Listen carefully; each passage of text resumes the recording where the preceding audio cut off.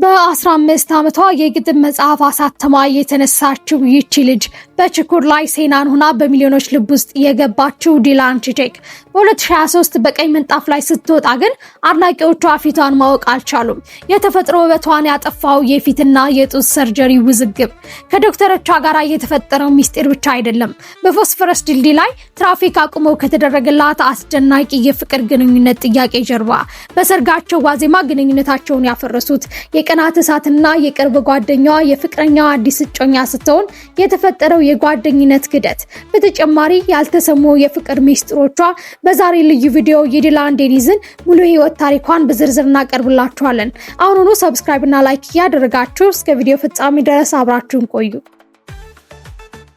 ዲላን ዴኒዝ የተወለደችው የካቲት 2 ቀን በ1995 በቱርክ ሲቫስ በተባለ ታሪካዊ ከተማ ውስጥ ነው። ወላጆቿ ሁለቱም መምህር ነበሩ። አባቷ ኦርሃን ዴኒዝ፣ እናቷ ጎዱል በስነ ዜጋ ትምህርት ዘርፍ የሚያገለግሉ በመሆናቸው ዲላን ያደገችው ለትምህርት ለንባብና ለስነ ጽሁፍ ትልቅ ቦታ በሚሰጥበት ቤተሰብ ውስጥ ነበረ። ዲላን የስነ ጽሁፍ ፍቅር ገና በልጅነቷ ነው የተቀሰቀሰው። በ15 ዓመቷ ፀሐይ እናቴን መስላኝ ነበር የሚል ስያሜ ያለው የመጀመሪያ የግጥም መጽሐፏን አሳተመች።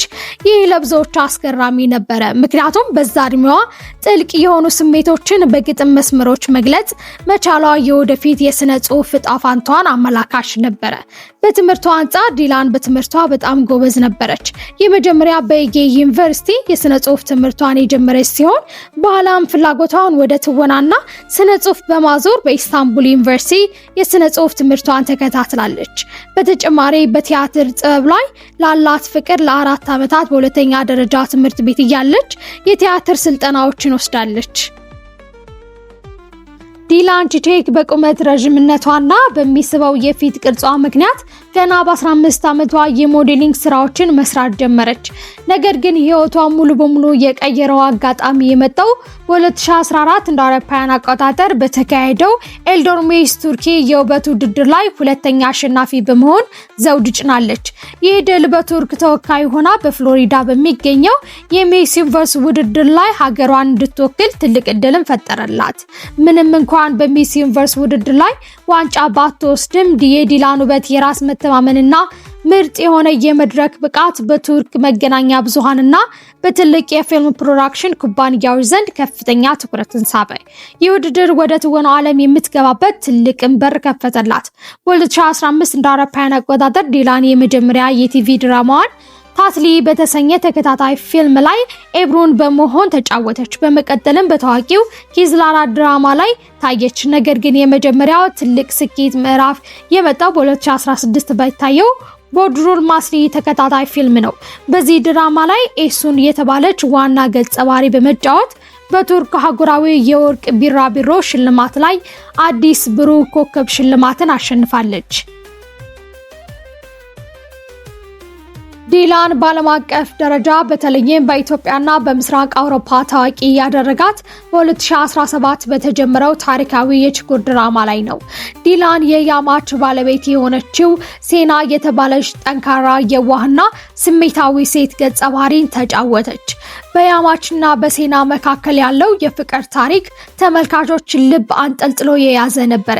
የሴና አሳዛኝ የሞት ትዕይንት በውሃ ገንዳ ውስጥ በቱርክ ፊልም ታሪክ ውስጥ በጣም ከተነሱና ከተደነቁ ድራማቲክ ትዕይንቶች አንዱ ሆኖ ተመዝግቧል። በዚህ ሚናዋ ዲላን ሞዴል ብቻ ሳትሆን ታላቅ ተዋናይ መሆኗን ለዓለም አረጋግጣለች። ከችኩር ስኬት በኋላ ዲላን የወደፊት ጉዞዋን ቀጥላለች። በ2021 እንደ አውሮፓውያን አቆጣጠር በታወቀው እሳትና እሳት ድራማ ላይ ሮያ በመሆን ከሃዛል ዴሜት ጋራ የሴት ጥንካሬና ህመምን የሚያሳይ ድንቅ ሚናንም ተጫውታለች። በተጨማሪ በቲቪ ከተላለፈው ያልተጠናቀቀ ፍቅሮች በተሰኘ ሚስጥራዊ ድራማ ላይ ከቡራክ ዴኒዝ ጋራ በጥንድነት ሰርታለች። በተጨማሪም በቱርክ ኦሪጂናል ፊልም የሆነው በኔትፍሊክስ ከታየው ዋን ዌይ ቱ ቶር ላይ ከታዋቂው ተዋናይ ሚቲንግ ጋራ በመሆን ዋና ሚናዋንም ተጫውታለች። በ2022 ደግሞ ኩራዚ ኬራይ በተሰኘ አስደናቂ ተከታታይ ፊልም ላይ የጋዜጠኝነት ሚናን በመጫወት አድናቆትንም አትርፋለች። በቱርክ ታዋቂ ተዋናይና ሞዴል ዲላን ቼቼክ በ2014 እንደ አውሮፓውያን አቆጣጠር ሚስ ቱርኪ ከተመረጠች ጊዜ ጀምሮ እስከ ዛሬ ድረስ በፊቷና በሰውነቷ ላይ በርካታ የፕላስቲክ ሰርጀሪ እና የኮስሞቲክስ ሂደቶችን አድርጋለች። በተለይም በ2023 እንደ አውሮፓውያን አቆጣጠር ያደረገችው ከባድ የፊት ሰርጀሪ የማህበራዊ ሚዲያ እና የቱርክ መገናኛ ብዙሃን ዘንድ ትልቅ አቧራን አስነስቶ ነበር። በየጊዜው ያደረገችው የፕላስቲክ ሰርጀሪዎችና የውበት ለውጦች ዝርዝር መረጃ እንደሚከተለው ቀርቧል። በሰኔ 2023 እንደ አውሮፓውያን አቆጣጠር በተካሄደው የፊልም ፕሪሚየር ዝግጅት ላይ ዲላን በቀይ ምንጣፍ ላይ ስትታይ ፊቷ ሙሉ በሙሉ ተቀየረ ስለነበረ በርካታ አድናቆትንና ትችቶችን አስተናግዳለች። ፍሬንች ሊፍት ፍሌክስ እና ቺክ ፍሌር የጡትና የሰውነት ሰርጀሪ ወደ ትወናው ዓለም ከመግባቷና በሞዴሊንግ ስራዋ ከመግፋቷ በፊት የሰውነት ቅርጿን ለማስተካከል የፕላስቲክ ሰርጀሪ አድርጋለች። የጡት ማስተካከያ ሰርጀሪ ቀደም ሲል የነበራት የሞዴሊንግ እና የኪቫስ ስራዎች ላይ ቀጭንና ጠፍጣፋ የሰውነት ቅርጽ የነበራት ሲሆን በኋላም ግን ሰውነት ማስተካከያ መርፌዎችን በመጠቀም ከባድ ሰርጀሪዎችን አድርጋለች። እንደ አውሮፓውያን አቆጣጠር በ2018 ዲላን በወቅቱ ታዋቂ ከነበረው የቱርክ ተዋናይ ፎርካን ጋራ የፍቅር ግንኙነት ጀመረች። ሁለቱም በተመሳሳይ የሙያ ዘርፍ ውስጥ በመሆናቸው ለቱርክ ጋዜጠኞችና ተመልካቾች የሚዋደዱና የሚስማሙ ጥንዶች ሆነው መታየት ጀመሩ። በየዝግጅቱ ላይ የሚታዩት እነዚህ ጥንዶች ለአንድ ዓመታት ያክል አብረው ከቆዩ በኋላ በድንገት ለመለያየት ወሰኑ። መለያየታቸው በሰላም እንደሆነ ቢናገሩም ከጥቂት ጊዜያት በኋላ ግን ያልተጠበቀ ክስተት ተፈጠረ። የዲላን የቅርብ ጓደኛ የሆነችው ተዋናይ አይቡኬ ከፎርካን ጋራ የፍቅር ግንኙነት መጀመሯ ታወቀ። ይህ ነገር ለቱርክ መገናኛ ብዙሃን ዘንድ ትልቅ አቧራን አስነሳ።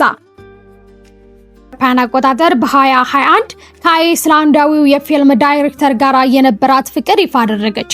ቶሪ ኪራር የ11 ዓመት የሚበልጣት ሲሆን የቀድሞ ትዳርና የሶስት ልጆች አባት ነበረ። ይህ ግንኙነት በቱርክ መገናኛ ብዙሃን ዘንድ ከፍተኛ ትኩረትን ሳበ። ነገር ግን የፍቅር ታሪካቸው ወደ ታላቅ ደረጃ የተሸጋገረው በታህሳስ ወር 2001 ነበረ። ኢስታንቡል በሚታወቀው የቦስፈረስ ድልድይ ላይ ትራፊክ አቁሞ ታገብኛለሽ ጥያቄ ጠየቃት። እሷም እሺ በማለት ጥያቄውን ተቀበለች። በሰርጋቸው ወቅት ባልተጠበቀ ክስተት መለያየታቸውን ይፋ አደረጉ። እናንተ በቃና ቲቪ ላይ ከምትመለከቷቸው ገጸ ባህሪያዋ መሃል የቱን ይበልጥ ትወዱታላችሁ? ኮሜንት መስጫው ላይ አጋሩን። ቪዲዮን ከወደዳችሁ ላይክ ማድረጋችሁንና ሼር ማድረጋችሁን አትርሱ። ለቻናላችን አዲስ ከሆናችሁ ደግሞ ሰብስክራይብ በማድረግ የደወል ምልክቷን ይጫኑ። እስከ ቀጣይ ቪዲዮ ድረስ ቸር ሰንብቱ።